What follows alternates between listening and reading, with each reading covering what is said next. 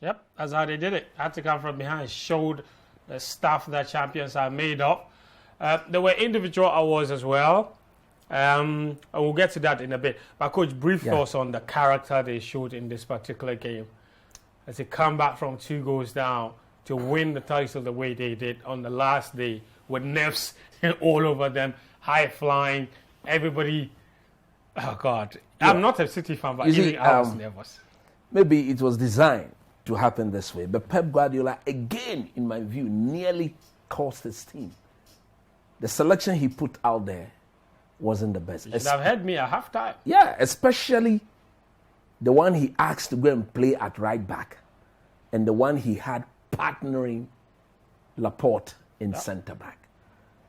Zinchenko has been brilliant since the Kyle Walker injury situation started. As to why Pep decided to bench Zinchenko, which in my view could have been Cancelo on the right, Zinchenko on the left. It was an easy choice. It was something, it was so John direct. Stones and Nimley Laporte. It's so actually direct. common sense. I don't know whether because Fernandinho, this happens to be his very last game and he's been a very faithful servant to Pep. He wanted to please the young man. But look, if you look at what was at stake, there was no way Fernandinho should have started this game.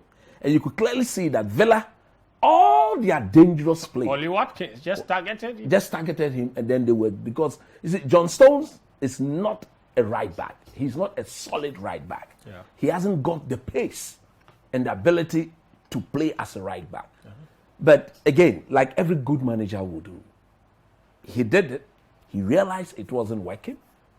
Just at the start of the second half, he brought back the balance. And then unfortunately for them, they conceded the second goal.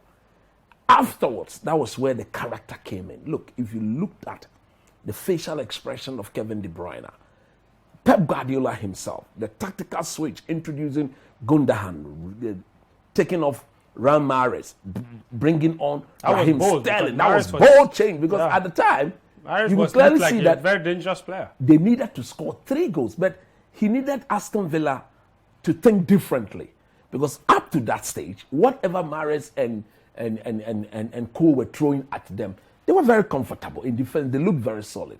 So once he brought on Gundogan, we've all known Gundogan for how good a player he is in midfield, but he's got the extra ability to score goals. He's a very good goal scorer. There was one season like that, he was almost their top scorer. Exactly. Last season.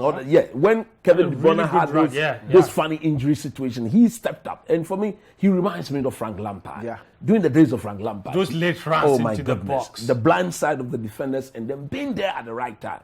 And look at what he did. Look at the header. That Raheem Sterling. Look, he needed to pick his spot. Technically, players are told to head the ball back to where it came from. But he knew that there was a player in front of him. If he had tried doing that, it would have deflected off the player. So he just picked the narrowest of spot and hit it very hard with his head. Bang! Into the back of the net.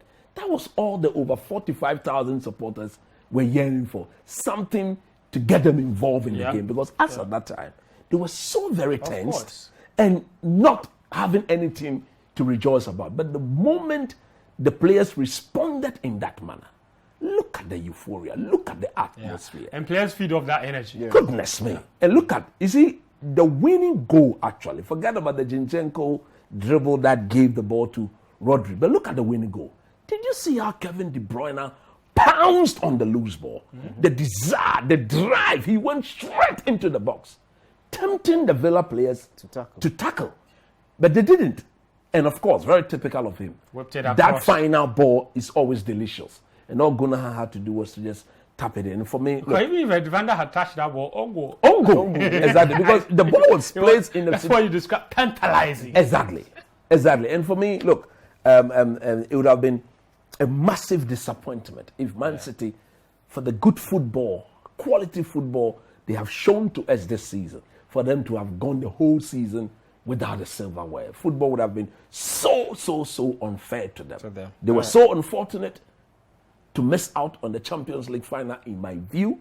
They were so, let's say they were tired of winning the Carabao Cup. Let me put it that way. Because they have won it for the past 4 seasons. They were tired of winning. Every year they've won the league. Exactly. So, look, it had to be them.